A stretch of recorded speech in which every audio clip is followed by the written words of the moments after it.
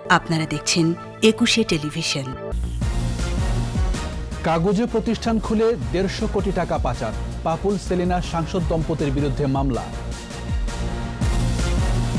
দ্রুত এগুচ্ছে পুলিশ কর্মকর্তা হত্যার তদন্ত, অনুমোদন ছাড়াই চলছিল মাইন্ড এইড হাসপাতাল। বঙ্গবন্ধুর একমাত্র লক্ষ্য ছিল বাঙালির অধিকার প্রতিষ্ঠা, সংসদে প্রধানমন্ত্রীর আনা প্রস্তাবের উপর আলোচনা। করোনার দ্বিতীয় ঢেউয়ে ঝুঁকির মুখে মধ্যপ্রাচ্যের শ্রমবাজার, অব্যবস্থাপনায় সংকট তীব্র হয়েছে বলছেন বিশেষজ্ঞরা। উপসর্গ ছাড়াই করোনা আক্রান্ত হচ্ছে নবজাতক, ২৬ জনের জিনোম সিকোয়েন্স, বাড়তি সুরক্ষার পরামর্শ।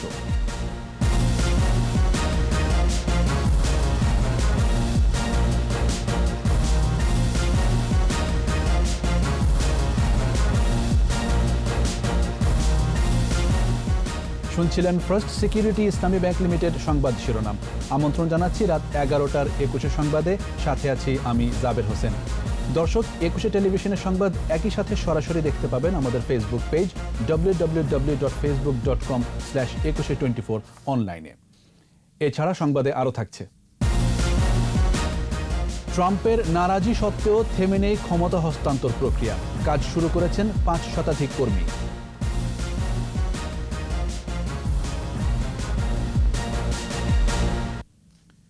১৫০ কোটি টাকা পাচার ও অবৈধ সম্পদ অর্জনের অভিযোগে স্বতন্ত্র সংসদ সদস্য পাপুল ও তার স্ত্রী, সংরক্ষিত আসনের সংসদ সদস্য সেলিনা সহ ৪ জনের বিরুদ্ধে মামলা করেছে দুদক। মামলার তদন্তের প্রয়োজনে কুয়েতে গ্রেফতার পাপুলকে ফিরিয়ে আনার কথা জানিয়েছে সংস্থাটি। আর শুধু পাপুল নয়, আরও কয়েকজন সংসদ সদস্যের বিরুদ্ধেও শিগগিরই ব্যবস্থা নেওয়ার কথা জানানো হয়েছে। বিস্তারিত জানাচ্ছেন দীপু সারওয়ার। সাধারণ শ্রমিক হিসেবে কুয়েত গিয়ে বিশাল সাম্রাজ্য গড়া কাজী শহীদ ইসলাম পাপুল ২০১৮ সালে স্বতন্ত্র প্রার্থী হয়ে লক্ষ্মীপুর ২ আসন থেকে সংসদ সদস্য নির্বাচিত হন। ৩০ বছরে যে আমার কষ্ট করে যে সুনাম, আমি যে পাহাড় তৈরি করেছি, আমি তো কাচের পাহাড় তৈরি করিনি যে ভেঙে যাবে। আমি পাথরের পাহাড় তৈরি করেছি, এটা ভাঙবে না। মানব পাচার করে ১,৪০০ কোটি টাকা হাতিয়ে নেয়ার অভিযোগে কুয়েতের অপরাধ তদন্ত বিভাগ চলতি বছরের ৬ জুন পাপুলকে গ্রেপ্তার করে। সেই থেকে সেখানে কারাবন্দী তিনি। পাপুলের মালিকাধীন মানাফি কুয়েতিয়া গ্রুপে প্রায় ২০,০০০ প্রবাসী বাংলাদেশি কাজ করেন।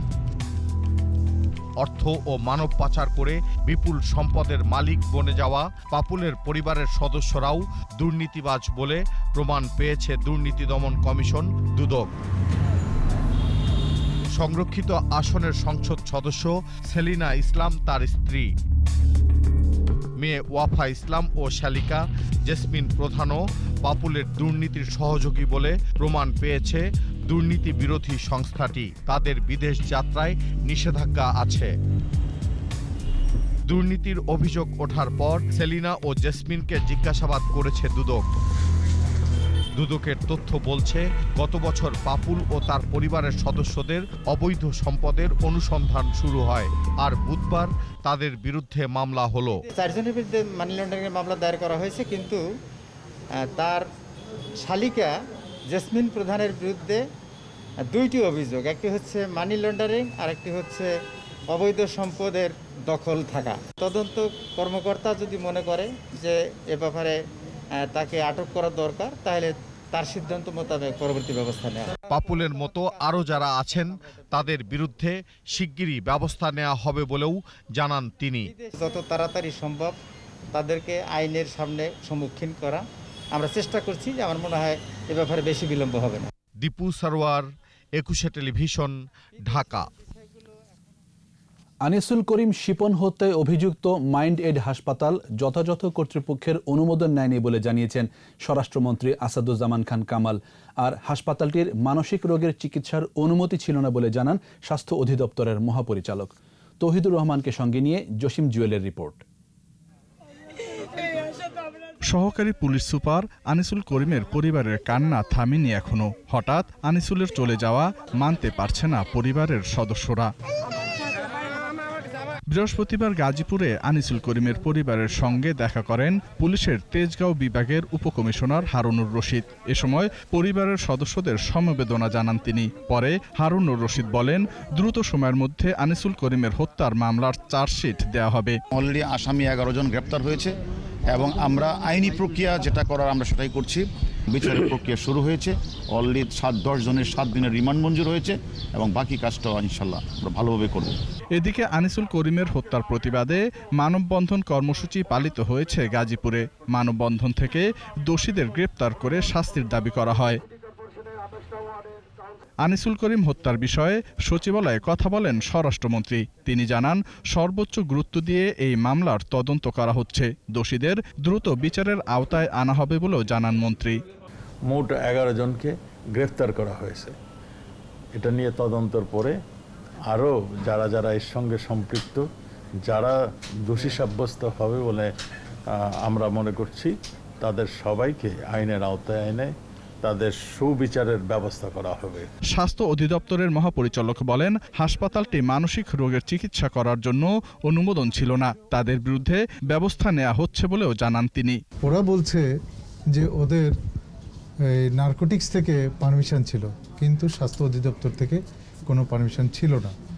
কিন্তু মানসিক চিকিৎসা করতে হলে অবশ্যই স্বাস্থ্য অধিদপ্তর থেকে পারমিশন থাকতে হবে। এদিকে মাদকাসক্তদের চিকিৎসার অনুমতি নিয়ে মানসিক রোগের চিকিৎসা করায় মাইন্ডেড হাসপাতালের লাইসেন্স বাতিল করেছে মাদক দ্রব্য নিয়ন্ত্রণ অধিদপ্তর। সোমবার সকালে মাইন্ডেড হাসপাতালে চিকিৎসা নিতে গেলে হাসপাতালের কর্মকর্তা কর্মচারীরা মারধর করলে মারা যান পুলিশ কর্মকর্তা আনিসুল করিম। জসিম জুয়েল, 21 টেলিভিশন, ঢাকা। সারা দেশে অনুমোদিত হাসপাতাল, ক্লিনিক ও ডায়াগনস্টিক সেন্টারের সংখ্যা 6068টি। অনুমোদন ছাড়া খুলে বসা হাসপাতালের বিরুদ্ধে এই মাসেই অভিযান চালানো হবে বলে জানিয়েছেন স্বাস্থ্য অধিদপ্তরের মহাপরিচালক অধ্যাপক আবুল বাশার মোহাম্মদ খুরশিদ আলম।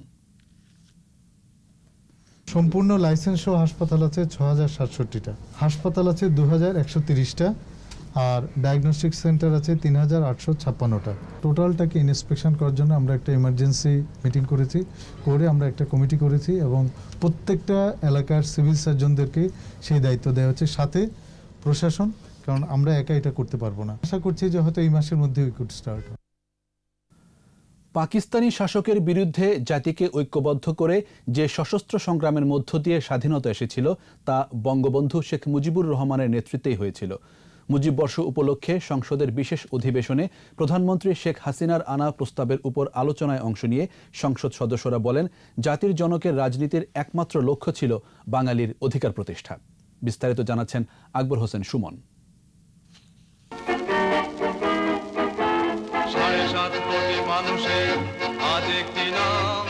বাঙালির অবিসংবাদিত নেতা বঙ্গবন্ধু শেখ মুজিবুর রহমান।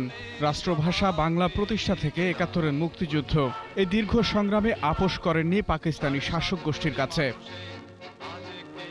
সংসদে বঙ্গবন্ধুর বর্ণাঢ্য রাজনৈতিক ও কর্মময় জীবন এবং দর্শন নিয়ে সংসদ নেতা ও প্রধানমন্ত্রী শেখ হাসিনার আনা প্রস্তাবের উপর আলোচনা করেন সংসদ সদস্যরা।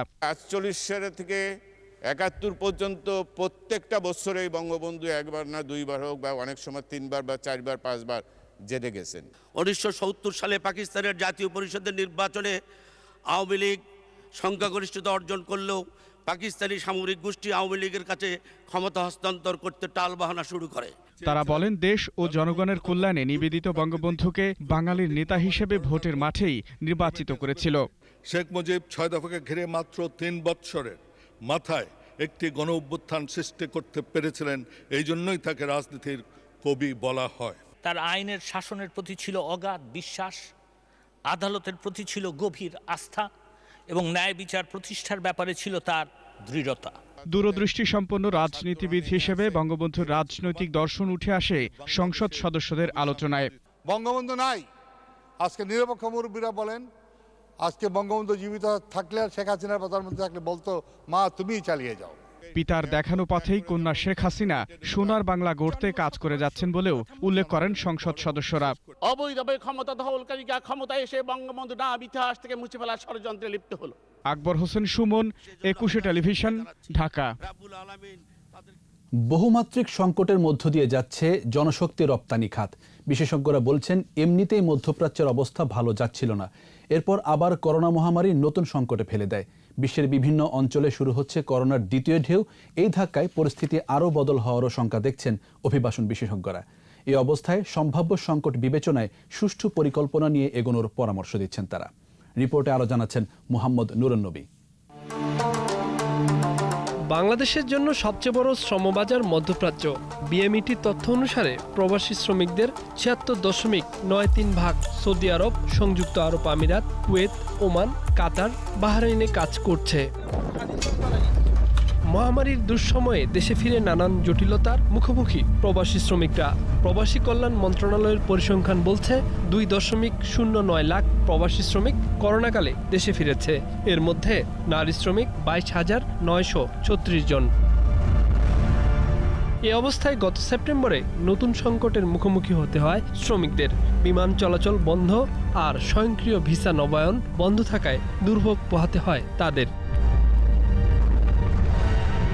নামতে হয়েছে রাজপথেও। অল্প সময়ে করোনা টেস্ট ও সনদ নেওয়া, উচ্চ ফি, ভিসা পেতে নির্দিষ্ট এজেন্সি ঠিক করে দেওয়া সহ নানান হয়রানিও ছিল তাদের সঙ্গী। যারা দেশে এসেছিল ফিরে যাবার কৌশল আগে কেন ঠিক করা হলো না, এ প্রশ্ন অভিবাসন বিশেষজ্ঞদের। যারা নতুন করে ভিসা পেয়েছেন, যেতে পারছেন না, এবং যারা এখানে এসে আটকে পড়েছেন, তারা নানান রকম ঝামেলার মধ্যে তারা পড়েছেন, এবং সবগুলোই কিন্তু বোধহয় নিরসন করা না গেলেও অ্যাটলিস্ট ভোগান্তিটা কিছু হলো কমানো যেত।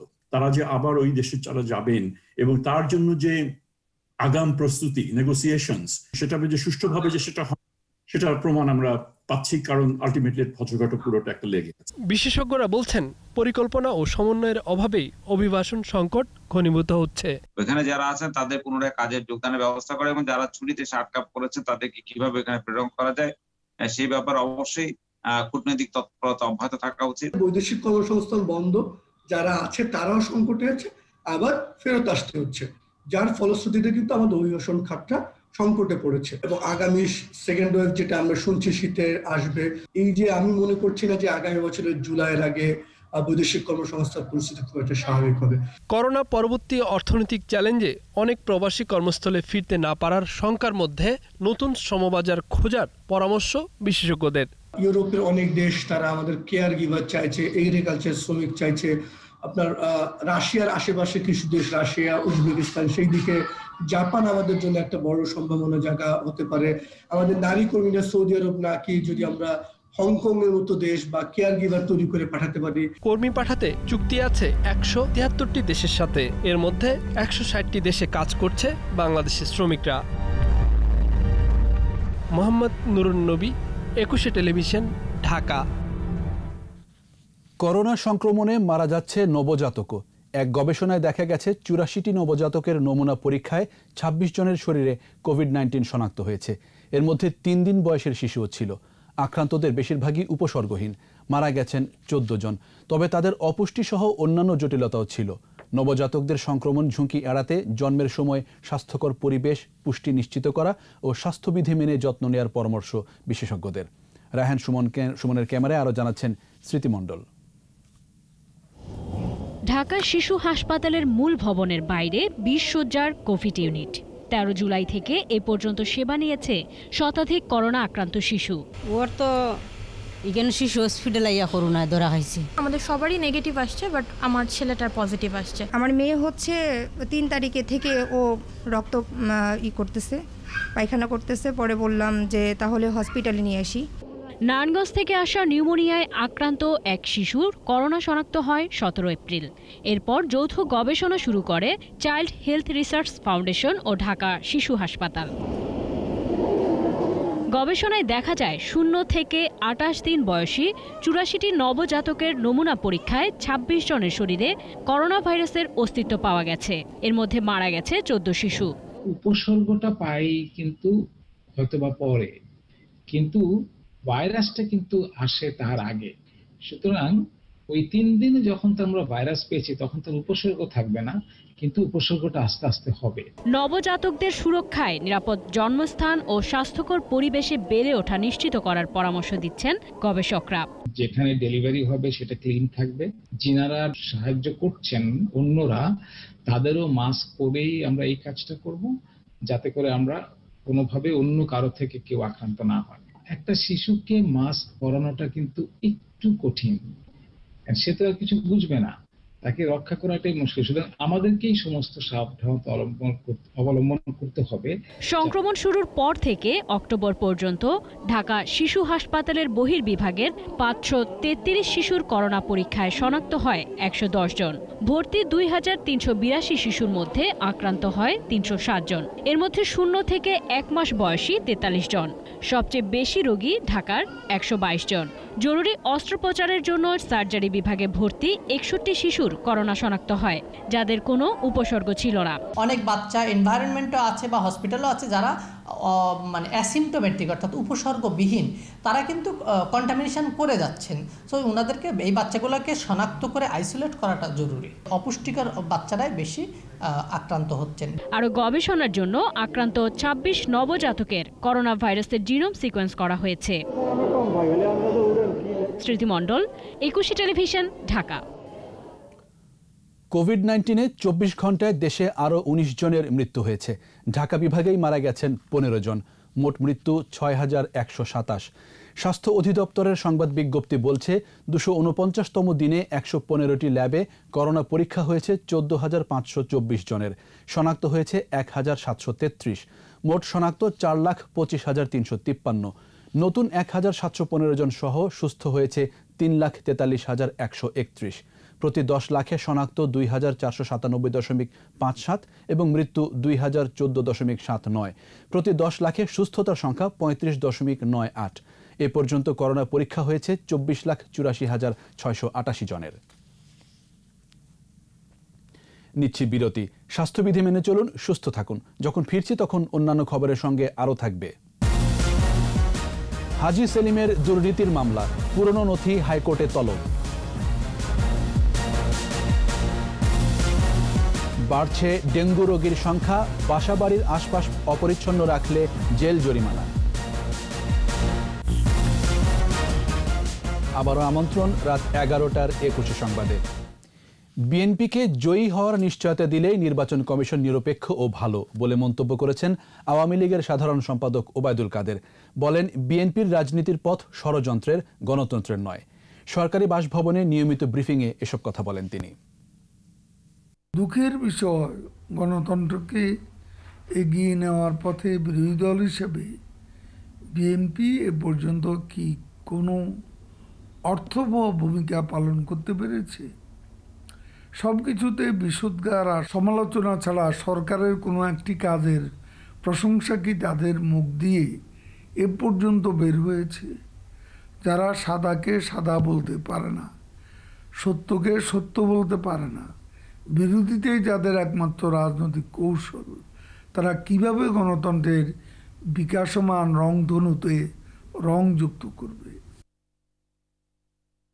ভয়ভীতি উপেক্ষা করে ঢাকা 18 উপনির্বাচনে শেষ পর্যন্ত মাঠে থাকার ঘোষণা দিয়েছেন বিএনপির প্রার্থী SM জাহাঙ্গীর হোসেন।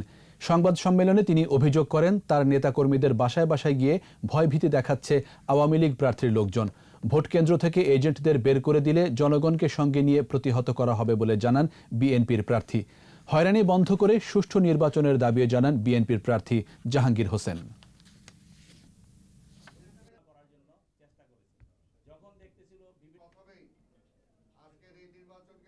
প্রশাসনের পক্ষপাতমূলক আচরণ, নির্বাচন কমিশনের পক্ষপাতমূলক আচরণের কারণে এখানে ভোটাররা অত্যন্ত শঙ্কিত। তারপরেও আমরা জানি যে ভোটাররা দীর্ঘদিন ভোট দিতে পারতেছে না, গণতন্ত্র এখানে নিগৃহীত, যার কারণে আমরা আশা করতেছি এখন পর্যন্ত যে ভোটাররা ভোট দিতে আগামীকালকে ইনশাল্লাহ যাবে। যুবলীগে কোনো বিতর্কিত ব্যক্তি থাকলে তাদের বাদ দেয়া হবে বলে জানিয়েছেন সংগঠনটির চেয়ারম্যান শেখ ফজলে শামস পরশ। শিগগিরই সকল পর্যায়ে পূর্ণাঙ্গ কমিটি করা হবে বলে জানান তিনি। যুবলীগের ৪৮তম প্রতিষ্ঠাবার্ষিকীতে জাতির পিতা বঙ্গবন্ধু শেখ মুজিবুর রহমানের প্রতিকৃতিতে শ্রদ্ধা নিবেদন শেষে তিনি এসব কথা জানান। মফিউর রহমানের রিপোর্ট। যুবলীগের ৪৮তম প্রতিষ্ঠা বার্ষিকীতে ধানমন্ডি ৩২ নম্বরে জাতীয় সঙ্গীতের সাথে জাতীয় এবং দলীয় পতাকা উত্তোলন করেন সংগঠনের চেয়ারম্যান ও সাধারণ সম্পাদক। এর আগে বঙ্গবন্ধু শেখ মুজিবুর রহমানের প্রতিকৃতিতে শ্রদ্ধা জানান যুবলীগ চেয়ারম্যান, সাধারণ সম্পাদক এবং সংগঠনটির বিভিন্ন স্তরের নেতাকর্মীরা। শ্রদ্ধা নিবেদন শেষে যুবলীগ চেয়ারম্যান বলেন, সংগঠনে বিতর্কিতদের কোনো জায়গা নেই। আমরা সততার সাথে যাচাই বাছাই করেছি, চুলচেরা যাচাই বাছাই করেছি। আমরা কনফিডেন্ট যে এখানে অনুপ্রবেশকারী ঢোকার সম্ভাবনা খুবই কম। ব্যবস্থা আমাদের সাংগঠনিক গঠনতন্ত্র অনুযায়ী আমরা ব্যবস্থা নিব। মাদক ও সন্ত্রাসমুক্ত যুব সমাজ গঠনে যুবলীগ কাজ করবে বলে জানান সংগঠনের সাধারণ সম্পাদক। রাষ্ট্রনায়ক শেখ হাসিনার নেতৃত্বে আমরা সন্ত্রাসমুক্ত, চাঁদাবাজমুক্ত, মাদকমুক্ত, দুর্নীতিমুক্ত একটি যুব সমাজ উপহার দিতে চাই। এরপর ধানমন্ডির ৩২-এ বঙ্গবন্ধু স্মৃতি জাদুঘরের সামনে ফলদ, বনজ ও ভেষজ বৃক্ষরোপণ করেন যুবলীগ চেয়ারম্যান ও সাধারণ সম্পাদক। এছাড়া দৃষ্টি ও শারীরিক প্রতিবন্ধীদের হুইল চেয়ার, সাদা ছড়ি ও নগদ অর্থ সহায়তা দেওয়া হয়। পরে বনানী কবরস্থানে যুবলীগের প্রতিষ্ঠাতা শেখ ফজলুল হক মনির কবরে ফুল দিয়ে শ্রদ্ধা জানান যুবলীগ চেয়ারম্যান, সাধারণ সম্পাদক সহ নেতাকর্মীরা। মফিউর রহমান, ২১ টেলিভিশন, ঢাকা। দুদকের করা মামলায় সাংসদ হাজী সেলিমের ১৩ বছরের সাজা সংক্রান্ত বিচারিক আদালতের নথি তলব করেছেন হাইকোর্ট। বিচারপতি মইনুল ইসলাম চৌধুরী ও বিচারপতি এ.কে.এম. জহিরুল হকের সমন্বয়ে গঠিত হাইকোর্ট বেঞ্চ বুধবার এই আদেশ দেন। ৭ ডিসেম্বরের মধ্যে ওই নথি পাঠাতে ঢাকার বিশেষ জজ আদালত ৭-এর বিচারককে বলা হয়েছে। অবৈধভাবে সম্পদ অর্জনের দায়ে ২০০৮ সালের ২৭ এপ্রিল বিচারিক আদালত হাজী সেলিমকে ১৩ বছরের কারাদণ্ড ও ২০ লাখ টাকা জরিমানা করেন। এর বিরুদ্ধে তিনি হাইকোর্টে আপিল করেন। ২০১১ সালের ২ জানুয়ারি হাইকোর্ট হাজী সেলিমের সাজা বাতিল করেন। তবে এই রায়ের বিরুদ্ধে দুদক আপিল করে। আদালত বিস্তারিত জিজ্ঞেস করছেন কেন এতদিন পরে আসলাম না, আমরা বললাম যে এটা আমাদের ইউজুয়াল 25টা মামলা রিটার্ন আসে, তার মধ্যে ৬-৭টা নিষ্পত্তি হয়ে গেছে এবং বাকি অনেকগুলো পার্টহাট আছে, বিভিন্ন বেঞ্চে আছে, কেটে এটা আনইউজুয়াল কিছু না। ২০১১ সন থেকে অদ্যবধি পর্যন্ত দুদক অদ্য মামলায় এই রেকর্ডটা শামিল করার জন্য কোনো পদক্ষেপ নেয় নাই। পরীক্ষা ছাড়াই আইনজীবী সনদ পাওয়া ব্যারিস্টার জুম্মন সিদ্দিকীকে হাইকোর্টে প্র্যাকটিস করতে দেওয়ার আদেশ স্থগিত করেছে আপিল বিভাগ। প্রধান বিচারপতি সৈয়দ মাহমুদ হোসেনের নেতৃত্বে আপিল বেঞ্চ এই আদেশ দেন। এর আগে আইনজীবী অন্তর্ভুক্তির পরীক্ষায় অনুত্তীর্ণ ব্যারিস্টার জুম্মন সিদ্দিকীকে সরাসরি হাইকোর্টের আইনজীবী হিসেবে বৈধতা ও 2 আইনজীবীকে জরিমানার রায় স্থগিত চেয়ে আবেদন করা হয়। সোমবার আপিল বিভাগের সংশ্লিষ্ট শাখায় রিটকারীদের আইনজীবী ব্যারিস্টার অনিক আর হক এই আবেদন করেন। এর আগে আইনজীবী অন্তর্ভুক্তির পরীক্ষায় অনুত্তীর্ণ এক বিচারপতির ছেলে ব্যারিস্টার জুম্মন সিদ্দিকীকে সরাসরি হাইকোর্টের আইনজীবী হিসেবে বাংলাদেশ বার কাউন্সিলের গেজেট প্রকাশ বৈধ বলে রায় ঘোষণা করেন হাইকোর্ট। প্রতিদিনই বাড়ছে ডেঙ্গু রোগীর সংখ্যা। এখন পর্যন্ত হাসপাতালে চিকিৎসা নিয়েছেন ৭৬৭ জন রোগী। এদিকে রাজধানীতে ডেঙ্গুর প্রকোপ নিয়ন্ত্রণে রাখতে ঢাকার 2 সিটি কর্পোরেশন মশক নিধন কার্যক্রম অব্যাহত রেখেছে। কিছু ক্ষেত্রে জেল জরিমানাও করা হচ্ছে। সিটি কর্পোরেশনের স্বাস্থ্য বিভাগ বলছে নগরবাসী সচেতন হচ্ছে। এর ফলে ডেঙ্গু আক্রান্তের সংখ্যা কমে আসবে বলে আশা প্রকাশ করছে সিটি কর্পোরেশন। মাহমুদ হাসানের রিপোর্ট। মৌসুমের শেষ সময়ে ডেঙ্গু আক্রান্ত হয়ে প্রতিদিনই রোগী ভর্তি হচ্ছে হাসপাতালগুলোতে। গত 24 ঘন্টায় রাজধানীতে 19 জন নতুন রোগী হাসপাতালে ভর্তি হয়েছেন। ঢাকার বাইরে এই সংখ্যা 6। 2 সিটি কর্পোরেশন ডেঙ্গু পরিস্থিতি নিয়ন্ত্রণে মশক নিধন অভিযান পরিচালনা করছে। বৃষ্টিপাতের সম্ভাবনা না থাকায় ডেঙ্গুর প্রকোপ নিয়ন্ত্রণে থাকবে বলে জানিয়েছে সিটি কর্পোরেশনের কর্মকর্তারা। নভেম্বরের শুরুর দিকে হঠাৎ করেই যেভাবে ডেঙ্গু রোগীর সংখ্যা হাসপাতালে বেড়ে যাচ্ছিল, এই মুহূর্তে সেটি আবার নিয়ন্ত্রণ হয়ে আসছে। ডেঙ্গু মশার লার্ভা প্রাপ্তির পরিমাণটা অনেকটা কমে এসছে। যেমন গতকালকে আমাদের কোনো প্রাপ্তিই ছিল না আমাদের এই জোনে, আমাদের 0। আজকে আমরা অল্প কিছু পেয়েছি, ওষুধ দিয়েছি। অভিযানে এডিস মশার লার্ভা পাওয়ায় জরিমানা করা হচ্ছে ভবন মালিকদের। নাগরিকরা সচেতন না হলে ডেঙ্গু প্রতিরোধ সম্ভব নয় বলেও জানিয়েছে সিটি কর্পোরেশন। স্বাস্থ্য পরামর্শও দিচ্ছে ডেঙ্গু আক্রান্তদের। উত্তর সিটি কর্পোরেশনের 40টা স্বাস্থ্যকেন্দ্রে আমরা সম্পূর্ণ বিনামূল্যে ডেঙ্গু টেস্ট করার ব্যবস্থা করেছি।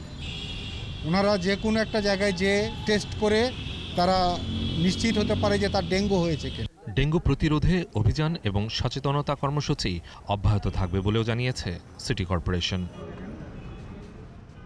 মাহমুদ হাসান, 21 টেলিভিশন, ঢাকা।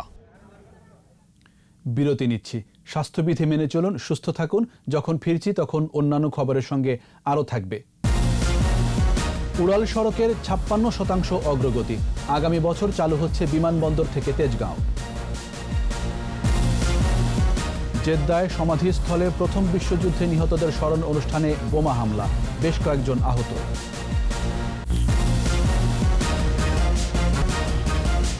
দেখছেন রাত 11টার 21 সংবাদ। করোনার বিরূপ প্রভাব কাটিয়ে জোরে সোরে শুরু হয়েছে ঢাকা এলিভেটেড এক্সপ্রেসওয়ে বা উড়াল সড়কের নির্মাণ কাজ।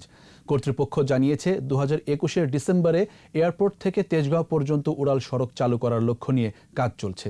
তবে তেজগাঁও থেকে কুতুবখালী পর্যন্ত প্রকল্প বাস্তবায়ন নিয়ে অনিশ্চয়তা আছে বিশেষজ্ঞদের মধ্যে।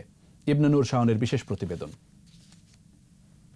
রাজধানীর যানজট নিরসনে সরকারি বেসরকারি অংশীদারিত্বে সবচেয়ে বড় পিপিপি প্রকল্প এলিভেটেড এক্সপ্রেসওয়ে। এ প্রকল্পের চুক্তি স্বাক্ষর হয় 2013 সালে। বাস্তবায়ন লক্ষ্য ছিল 2018 সাল, পরে তা বাড়ানো হয় 2022 সাল পর্যন্ত।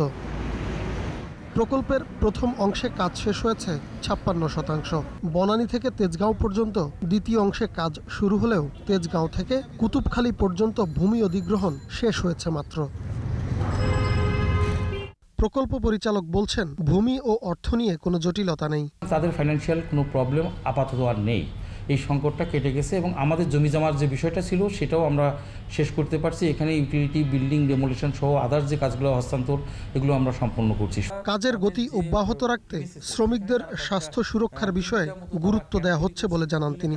বললেন, পুরো কাজ শেষ হবে 2023 সালের মধ্যে। 2021 ডিসেম্বরের মধ্যে আমরা তেজগাঁও পর্যন্ত জনসাধারণের জন্য উন্মুক্ত করতে পারবো এবং সমস্ত এবং ফুল ট্রান্স পুরো কাজটা আমরা 2023 জুন আমাদের যে টার্গেট আছে সেই লক্ষ্যে আমরা এগিয়ে যাচ্ছি। তবে বিশেষজ্ঞরা বলছেন, প্রকল্পের তৃতীয় ধাপ বাস্তবায়ন বিলম্বিত হতে পারে। আমার কাছে মনে হয় এটা সামনে অনেক সময় ক্ষেপণের সুযোগ আছে এই জায়গায়। ভূমি অধিগ্রহণ এবং নীতিগত সহায়তা নিশ্চিত না করে পিপিপি প্রকল্প শুরু হলে বাস্তবায়ন বিলম্বিত হয়, বিনিয়োগকারীদের নেতিবাচক বার্তা দেয়।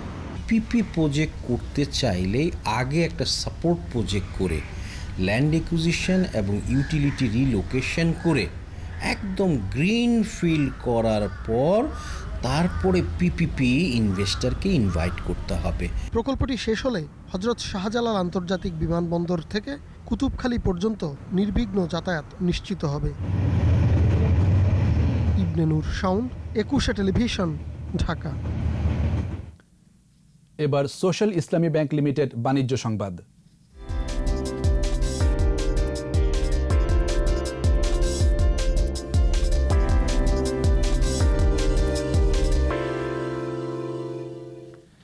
সূচকের নিম্নমুখী প্রবণতা অব্যাহত রয়েছে দেশের পুঁজিবাজারে, তবে বেড়েছে লেনদেনের পরিমাণ। বুধবার ডিএসইতে লেনদেন হওয়া 353টি প্রতিষ্ঠানের মধ্যে দর বেড়েছে মাত্র 79টির, কমেছে 186টির, আর অপরিবর্তিত ছিল 88টির দর।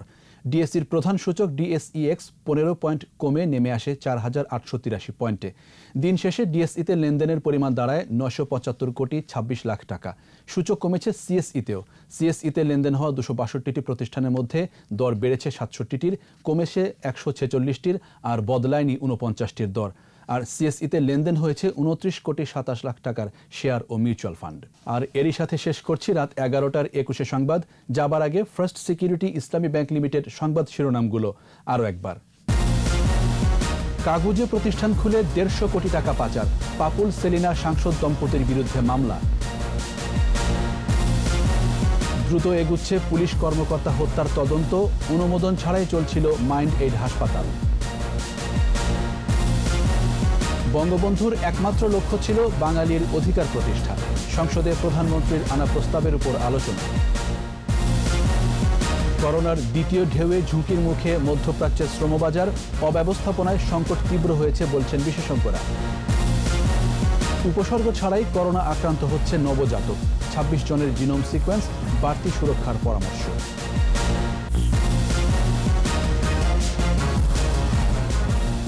21 টেলিভিশনের সর্বশেষ খবর জানতে ডায়াল করুন 2021 নম্বরে, আর ভিজিট করুন 21-tv.com এই ওয়েবসাইট।